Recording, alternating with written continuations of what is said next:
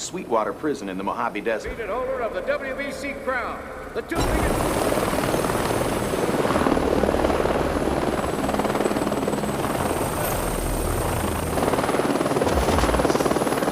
Foreign press, foreign TV, armed robbers, rapists, and those with connections.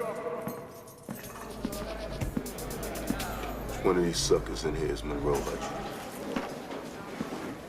Champion. How long you been on top?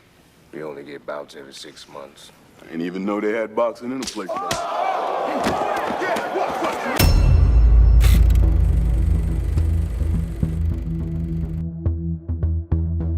Halo guys, selamat datang kembali di Ras Cinema. Pada kesempatan kali ini, kita akan membahas sebuah film yang berjudul Undisputed. You're not mad, are you? Hey, but one champion here. Film ini menceritakan tentang sebuah penjara yang setiap tahunnya menyelenggarakan pertarungan tinju. Dan setiap penjara harus menyiapkan petarungnya untuk ditarungkan dengan petarung penjara lainnya.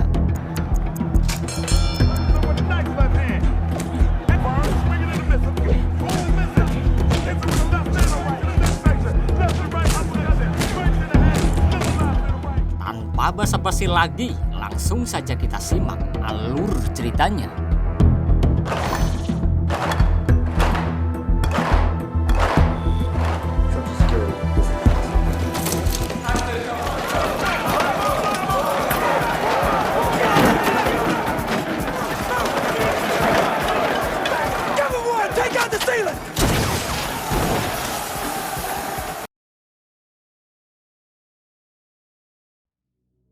Film diawali dengan diperlihatkannya dua orang mafia di dalam penjara yang bernama Mandy Ripstein dan Jesus Chuy Kempos yang sedang membahas seputar dunia tinju.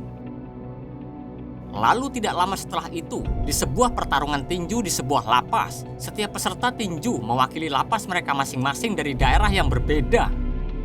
Kemudian sebelum pertarungan dimulai, terlihat seorang pria yang merupakan petarung tinju yang bernama Monroe Hutchins yang mewakili lapas Sweetwater melawan seorang pria bertubuh besar yang bernama Vern Van Zandt yang merupakan seorang tahanan mantan anggota neo-Nazi yang mewakili penjara negara bagian Loda. Dan akhirnya pertarungan pun langsung dimulai.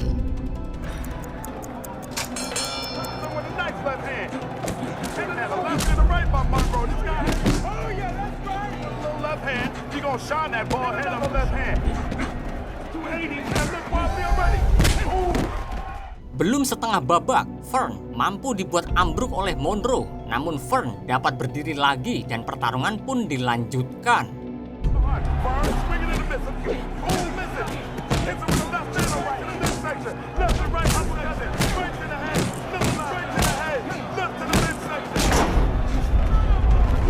Dengan serangan bertubi-tubi dari Monroe, akhirnya dia pun mampu menang hanya dengan 1 ronde saja.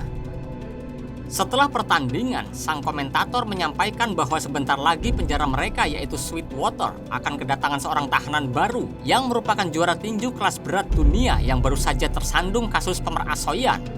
Dialah George Chambers atau sering dijuluki dengan sebutan Iceman. Lalu di lain tempat terlihat seorang pria yang ternyata George Chambers atau Iceman sedang diwawancarai oleh seorang wartawan karena Iceman saat ini telah terjerat sebuah kasus pemerasoyan dan kini dia telah bersiap-siap akan dibawa ke sebuah penjara Sweetwater. Namun sebelum dibawa ke penjara, di situ Iceman menjelaskan kalau dia akan baik-baik saja dan dia menegaskan bahwa nasibnya saja yang kurang bagus. Kemudian wartawan itu mengatakan kalau pengacara Iceman telah mengajukan segala jenis naik banding atas kasusnya tersebut. Wartawan itu juga mengatakan bagaimana dirinya keluar dari penjara sebelum menghabiskan masa tahanan selama 6-8 tahun. Dan Iceman mengatakan kalau dia tidak mau bicara terkait masalah hukum. Mendengar hal tersebut, wartawan itu langsung menyampaikan bahwa para ahli tinju telah sepakat, walau hanya berada dalam 2 tahun di dalam penjara tanpa latihan yang layak, dapat mengakhiri karir tinju seperti Iceman ini. Di situ wartawan itu menjelaskan kalau seorang petinju agresif lainnya seperti Dempsey, Joe Louis, Rocky Marciano, Joe Frazier juga layak untuk memperjuangkan dan memperebutkan gelar juaranya, sementara Iceman masih di dalam penjara. Iceman juga langsung menegaskan kalau kondisinya akan tetap sama ketika dalam penjara nanti karena dia akan tetap berlatih dan menjaga pola makannya. Lalu wartawan itu menjawabnya, namun ketika seorang atlet tidak mengikuti pertandingan, maka gelarnya akan diambil oleh atlet lainnya. Tidak lama setelah itu, Iceman pun dibawa dengan menggunakan sebuah helikopter ke penjara Sweetwater.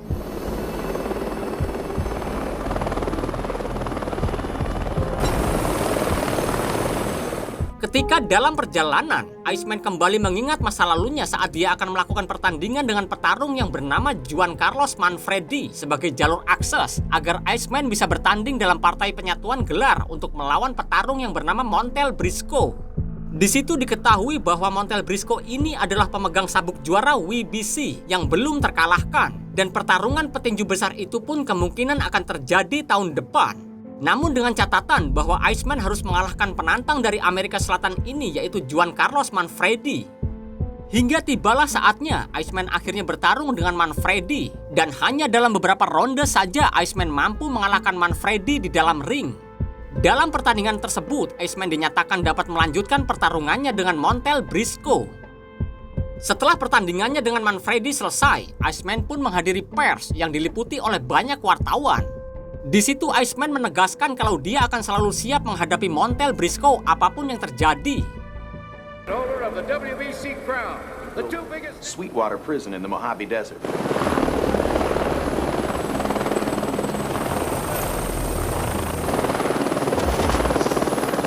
Foreign press, foreign TV, robbers, rapists, and those with connections. Setelah sampai di lapas, Iceman sekamar dengan seorang pria yang bernama Mingo Pace, yang nantinya Mingo ini akan menjadi teman sekaligus tim suksesnya di dalam lapas. Beberapa saat setelah mengutarakan kemauannya kepada Mingo, tiba-tiba terlihat dua orang mafia yaitu Ripstein dan Cui pun datang menghampiri Iceman.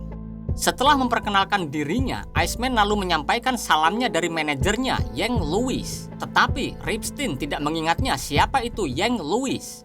Kemudian di situ Ripstein menyampaikan bahwa Iceman adalah petarung yang hebat, namun di penjara Sweetwater ini mereka memiliki juara tinju yang mampu mengalahkan Iceman. Iceman yang tidak terima pun segera mencari tahu siapa orang itu, dan lalu Cui memberitahu bahwa orang itu adalah Monroe Hutchins. Saat jam makan siang, Iceman mencari Monroe dengan bertanya kepada Mingo. Setelah tahu yang mana itu Monroe, di situ Iceman mencoba untuk memprovokasi Monroe. Namun karena Monroe tetap tenang, akhirnya Iceman yang tidak tahan justru melayangkan sebuah tamparan ke arah Monroe.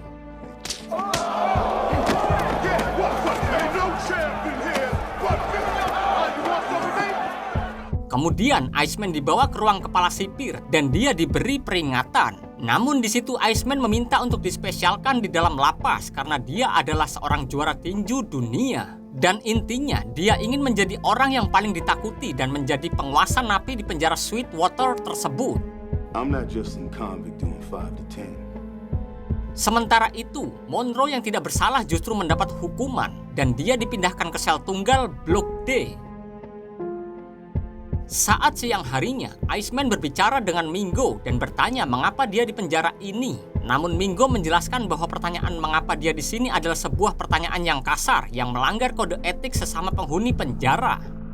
Karena Iceman ini memang bersikeras ingin mengetahui jawabannya, dia justru menanyakan hal itu pada sahabat Monroe di situ yang bernama James Redback Kroichek, yang pada akhirnya Iceman justru menantang Redback untuk memukul dirinya dengan kuat. Awalnya Redback tidak mau, namun karena Iceman terus merayu dan memaksanya, akhirnya Redback pun melayangkan pukulannya dengan sekuat tenaganya. Setelah melayangkan pukulannya, Redback pun merasa senang dan bangga karena bisa memukul sang juara tinju dunia. Namun kebanggaan itu hilang ketika Iceman membalas pukulannya. You're not mad, are you? Di situ Iceman langsung menegaskan kepada mereka semua bahwa hanya ada satu juara champion di sini. Dia bukanlah napi pecundang seperti Monroe, melainkan juara dunia real kelas berat yaitu Iceman. Setelah itu, Iceman kembali ke dapur untuk bertugas memasak bersama Mingo. Kemudian di situ Iceman bertanya kepada Mingo dari mana asalnya. Mingo menjawabnya bahwa dia berasal dari negara Indian, Oklahoma. Lalu Iceman masih penasaran kenapa Mingo berada di penjara ini. Dan akhirnya Mingo pun menjawabnya kalau dia telah mencuri beberapa mobil Mercedes milik orang kaya di Los Angeles. Sementara itu, di dalam sel tunggal, Monroe dihampiri oleh petugas administrasi umum yaitu Darlene Early. Di situ dia ingin membicarakan rencana pemindahan Monroe ke penjara Folsom. Namun Monroe hanya menanggapi semua pertanyaan Darlene sembari terus membuat sebuah karya seni dari tusuk gigi. Di saat yang bersamaan juga, terlihat Iceman sedang berbicara dengan manajernya yang bernama Yang Lewis. Di situ Iceman mengatakan bahwa dia sudah menyampaikan salamnya kepada Ripstein, namun Ripstein tidak mengingatnya siapa itu Yang Lewis.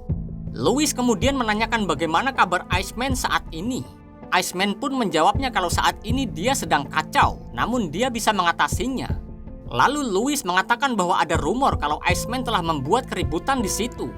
Iceman langsung menegaskan kepada Lewis kalau dia hanya membuat mereka sadar siapa bos di penjara ini. Namun masalahnya tidak hanya itu saja. Lewis mengatakan kepada Iceman bahwa sabuk juaranya telah dicabut dan badan tinju akan menggelar pertarungan eliminasi untuk menentukan juara baru.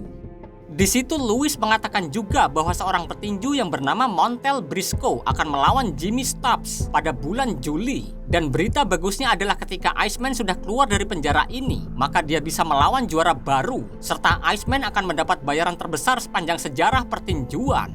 Lalu di situ juga, Lewis tidak lupa untuk mengatakan bahwa saat ini Iceman sudah kehilangan banyak penggemar karena kasusnya ini. Iceman pun menegaskan saat dirinya sudah keluar nanti, para penggemarnya pasti akan kembali. Tidak lama setelah itu, Choi juga bertemu dan berbicara dengan para koleganya. Di situ Choi mengatakan bahwa Ripstein bisa mengingat semua hal di masa lalu sangat jelas, namun setiap harinya Choi harus memberitahu siapa dirinya kepada Ripstein. Choi lalu mengatakan saat Ripstein bercerita ketika dia berada di belahan dunia lain, tepatnya di Cuba, 40 tahun yang lalu. Ripstein menceritakan kepada Choi tentang pertarungan yang dia tonton pada tahun 1953. Di situ Choi lalu mengatakan berkat usahanya Ripstein mendapat sel yang sangat besar di lantai bawah, sehingga Ripstein tidak perlu naik tangga. Ripstein juga mendapat makanan tersendiri, boleh berpakaian bebas, mendapat kursi empuk yang besar. Bahkan Ripstein juga mendapat perpustakaan tinju kecil dan Ripstein sangat aman. Para sipir dan napi yang lain tidak akan pernah melukainya. Di situ diketahui kalau ternyata para koleganya itu telah bertemu dan sepakat dengan kepala sipir agar membayar dengan jumlah yang besar untuk semua kebutuhan pribadi Ripstein di penjara serta perlindungannya. Maka dari itu kepala sipir memilih Choi untuk menjaga Ripstein. Saat siang harinya, terlihat seorang sipir penjara senior yang bernama E.J. Merker menghampiri Mingo untuk menanyakan tentang suatu rumor, yang mana ternyata baru saja Iceman telah memukuli salah satu tahanan yang bernama Willard Bechtel, mantan gembong serbuk putih yang hanya ingin mencoba mengobrol dengan Iceman. You don't want to associate with anybody around here. A lot of rumors in prison, you know. Tidak lama setelah itu, Iceman menemui beberapa orang di sebuah lapangan. Di situ terlihat seorang pria yang merupakan seorang visitor yang bernama Charles Howard. Charles mengatakan kalau dia akan menangani gugatan pajak Iceman karena pemerintah mengajukan tuntutan untuk mengaudit keuangan Iceman. Dan di situ Charles mengatakan bahwa salah satu pengacaranya bisa menangani kasus ini. Sementara itu, di dalam tahanannya, Monroe masih terus menikmati kegiatan karya seni tusuk giginya sembari sesekali dia mengingat masa lalunya. Yang mana ternyata dulunya Monroe ini adalah seorang petinju kelas berat juga yang berasal dari kota Oakland.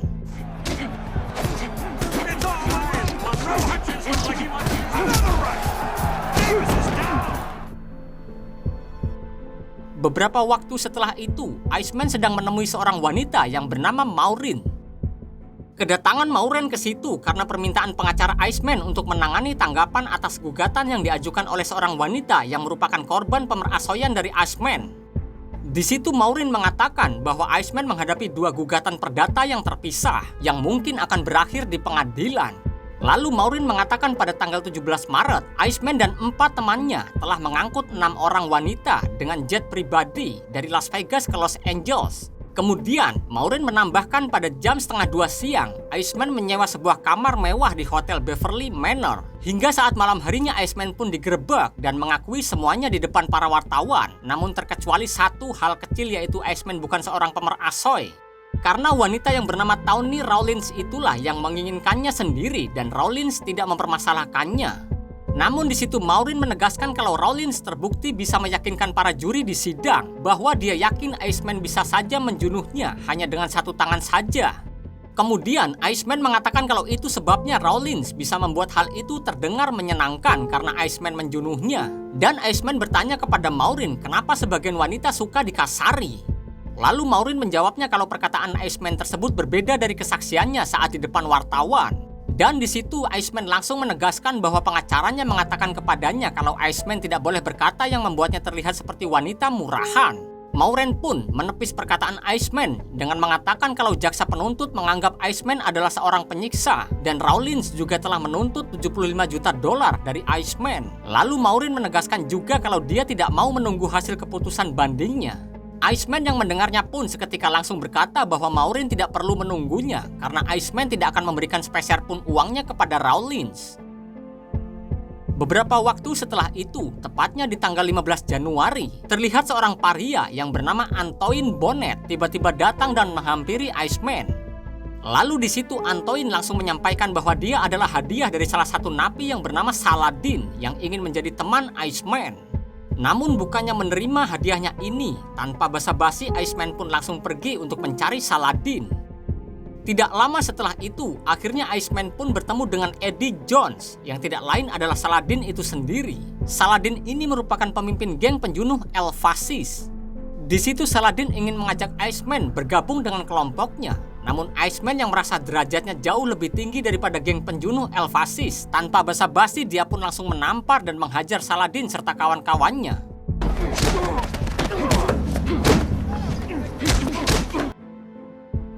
Dan ujung-ujungnya Iceman pun dipanggil para sipir untuk menemui kepala sipir yang kecewa kepada Iceman karena baru 10 minggu masuk penjara tetapi dia sudah membuat 3 insiden dan menyebabkan 5 orang masuk rumah sakit. Making a very poor record. I'm trying to explain to him how to survive. I'm disappointed. You really don't understand. Sementara itu, Monroe sudah menyelesaikan karya seni tusuk giginya menjadi sebuah bangunan kastil ala Jepang. Lalu tiba-tiba tanpa sengaja dia juga sekilas mengingat masa lalunya yang mendapati istrinya sedang berselingkuh asoy dengan pria lain yang membuat dia khilaf dan langsung menghajar selingkuhan istrinya itu hingga mati hingga menyebabkan dirinya masuk penjara seumur hidup. Siang harinya terlihat sang mafia besar yaitu Ripstein meminta Choi untuk mengatur pertandingan sang juara kelas berat Iceman melawan petinju juara legendaris penjara Sweetwater yaitu Monroe. Lalu Choi pun segera mengabarkan keinginan Ripstein tersebut pada kolega mafianya yang berada di luar penjara. Namun Ripstein memiliki kendala izin kepada kepala sipir dan dia meminta para kolega untuk mengatasinya dengan cara baik-baik maupun dengan cara yang kasar. Karena merasa hidupnya sangat terancam oleh mafia, akhirnya kepala sipir pun mengizinkannya. Dengan syarat pertarungan itu harus diadakan saat dia sedang liburan, tidak boleh direkam, juga disorot media, dan semua harus selesai berjalan normal ketika dia sudah kembali dari liburannya. Kemudian terlihat Iceman sedang mengobrol dengan manajernya, Louis, dan mengatakan bahwa Iceman ingin segera bertemu dengannya hari ini juga. Setelah mereka bertemu, Iceman pun mengatakan bahwa dia akan dibebaskan dengan mudah jika dia mau melawan Monroe. Hal itu tentu saja membuat Louis terkejut dan dia menerangkan pada Iceman bahwa Monroe sesungguhnya adalah petinju yang tidak pernah terkalahkan dari Oakland. Namun Iceman menganggap itu sudah 10 tahun yang lalu dan kini juara dunianya adalah Iceman. Di situ Louis langsung menasehatinya agar Iceman berhati-hati melawan Monroe. Namun Iceman yang salah paham justru merasa diremehkan dan akhirnya dia pun mengamuk. He was a real prospect, man. He's a full load. I don't believe this shit. Why? Yeah. Kemudian terlihat Monroe sedang bernegosiasi pembagian keuntungan dengan Ripstein jika dia menang dalam laga ini, karena dia harus menghidupi 3 anak dari saudaranya yang menganggur di luar sana. Hingga akhirnya mereka mendapatkan kesepakatan 60% untuk Ripstein dan 40% untuk Monroe. Setelah berhasil mendapatkan kesepakatan dari Monroe, kini Ripstein bernegosiasi dengan Iceman. Dan di situ Iceman ingin mendengar langsung tawaran dari Ripstein yang akan membantunya keluar dari penjara jika dia mau melakukan laga ini. You better get ready to fight. Dan karena kesepakatan dari kedua belah pihak sudah diterima, latihan perdana 47 hari menjelang pertandingan pun dimulai.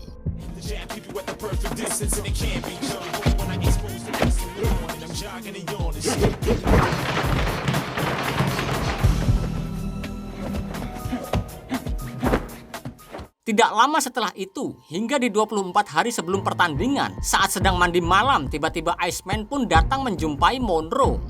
Di situ Iceman kembali mencoba memprovokasi Monroe dengan menegaskan bahwa dia adalah juara dunia. Namun Monroe yang tenang, tidak terprovokasi, tetapi justru Iceman yang emosi mendengar jawaban dari Monroe, dan Iceman pun memilih untuk pergi. You're gonna get your chance.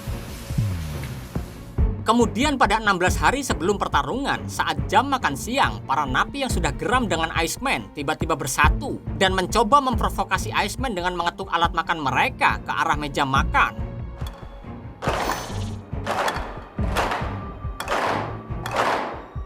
Dan tidak hanya sampai di situ saja, bahkan para napi dengan kompak ingin ramai-ramai mengeroyok Iceman. Namun untungnya para petugas sipir segera sigap dan mengamankan Iceman dari amukan warga lapas.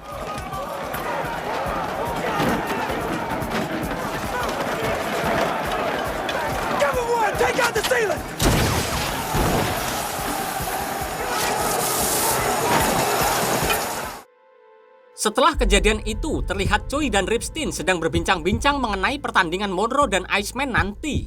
Di situ Ripstein mengatakan bahwa kenapa tidak ada seorang pun yang tahu cara berbisnis di dalam penjara terkutuk ini. Hal itu Ripstein katakan kalau ternyata si kepala sipir akan membatalkan semuanya. Lalu Ripstein meminta Choi agar menyampaikan kepada kepala sipir bahwa dia ingin bertemu dengannya saat ini juga. Setelah itu, kepala sipir pun datang dengan ditemani oleh Mercer. Di situ kepala sipir mengatakan bahwa keputusannya untuk membatalkan pertarungan antara Monroe dan Iceman tidak bisa dibantah lagi. Ripstein yang mendengar hal itu pun langsung menceritakan kisahnya dahulu saat dia masih menjadi mafia. Dia mengatakan tentang bagaimana segala masalah bisa diselesaikan. Salah satunya ketika Ripstein ditugaskan untuk menjalankan sebuah operasi dari atasannya yang bernama Meyer Lansky, bahwa ada sebuah kasino milik Lansky yang akan ditutup oleh wali kota di saat itu. Karena wali kota itu beranggapan dengan adanya kasino tersebut, maka akan membawa dampak buruk bagi masyarakat. Maka dari itu, wali kota ingin segera kasino itu ditutup. Lalu Ripstein melaporkan hal tersebut kepada Lansky. Kemudian, Lansky mengatakan kepada Ripstein untuk menyampaikan ke wali kota bahwa kasino itu harus tetap dibuka tanpa bantahan dengan dua pilihan. Yaitu, wali kota bisa memilih untuk dijunuh atau memilih untuk mendapatkan banyak uang masuk ke rekening tabungannya dan pada akhirnya kasino tetap dibuka. Lalu kepala sipir menanyakan apa yang terjadi dengan wali kota tersebut. Ripstein menjawabnya kalau wali kota itu telah mati saat dia hendak menyalakan mesin mobilnya dan meledak seketika.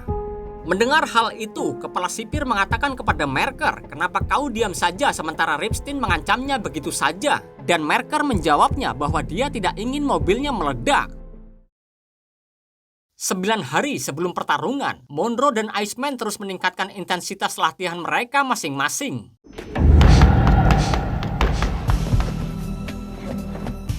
7 hari sebelum pertandingan, tiba-tiba kolega Choi datang dan meminta Choi beralih untuk berpihak pada Iceman karena mereka menganggap bahwa mereka akan rugi banyak jika bertaruh pada Monroe. Namun Choi tidak mau karena dia tahu meski dibayar mahal, Monroe tidak akan pernah mau mengalah. Dan tidak lupa juga Choi mengatakan bahwa Ripstein ingin pertarungan yang adil. We need the Iceman to go for it. Offer him $1 million. He wants a straight fight. It's not the money. We gotta fight for that one. Talk to him. 6 hari sebelum pertandingan, orang-orang yang pernah diajar Iceman datang menghampiri Monroe dan ingin membantunya untuk memenangkan pertandingan ini. Di situ mereka berencana ingin meracuni Iceman sebelum pertandingan agar Monroe bisa lebih mudah mengalahkan Iceman. Namun dengan tegas, Monroe menolak semua cara itu dan berkata bahwa dia memang bukan orang baik, tetapi dia juga bukan seorang pengecut. Take him down. I can take this guy and I don't need no help. 12 April pukul 7.30 malam, akhirnya malam pertandingan yang dinanti-nantikan pun tiba. Sebelum pertandingan, Monroe dan Iceman mendapat terapi pijat dari manajer mereka masing-masing untuk merelaksasikan otot. Sebelum akhirnya mereka pun memasuki arena pertandingan. Dengan disaksikan oleh sekitar 700 tahanan dan beberapa mafia besar, ronde pertama pun dimulai.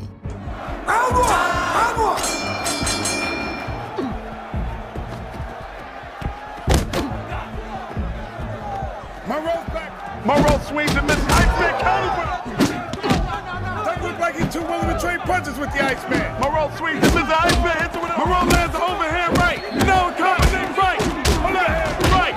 Iceman counters with a hard right to the face. Another. And Monroe is going backwards, baby. The Iceman...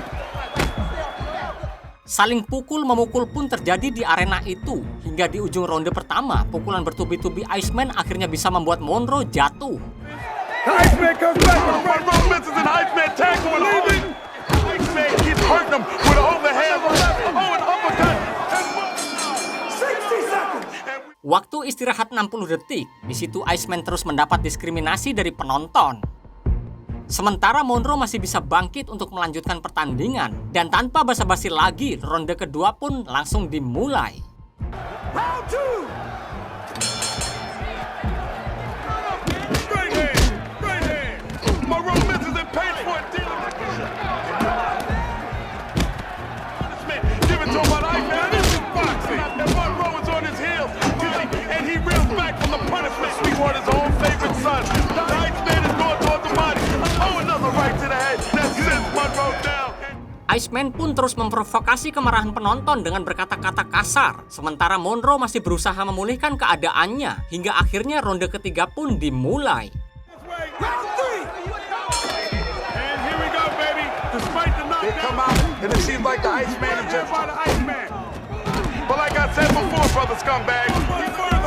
That's it. Oh, that's right. Big left and right. And the Iceman is on the hunt. That's right. And another. Boom, wicked combination. Monroe is all over. Can you believe it? No. And the right hand puts Iceman down.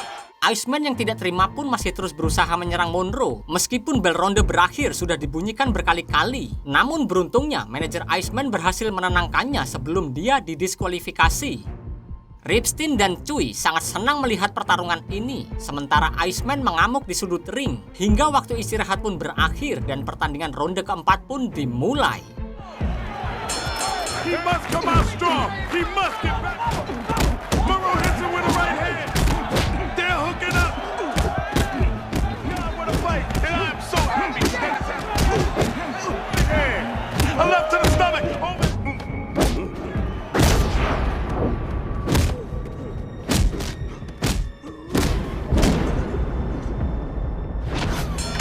It's over.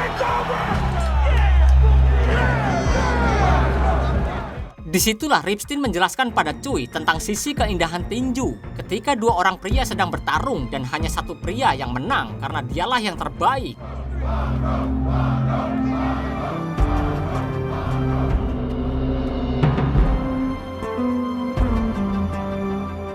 Tiga minggu setelah acara pertandingan itu, Mandy Ripstein pun meninggal. Ripstein sudah menepati janjinya memberi uang pada Monroe dan Iceman pun sudah bebas bersyarat.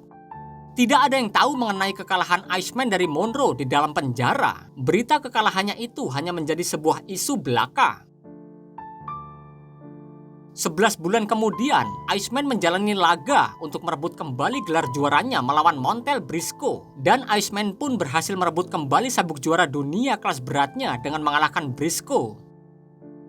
Pertandingan itu pun disaksikan oleh para napi di penjara Sweetwater. Dan mereka hanya menertawakan kemenangan dan gelar juara yang diberikan dunia pada Iceman. Karena mereka tahu sang juara sejati sesungguhnya adalah juara mereka, yaitu Monroe Hudson. Dialah sang undisputed.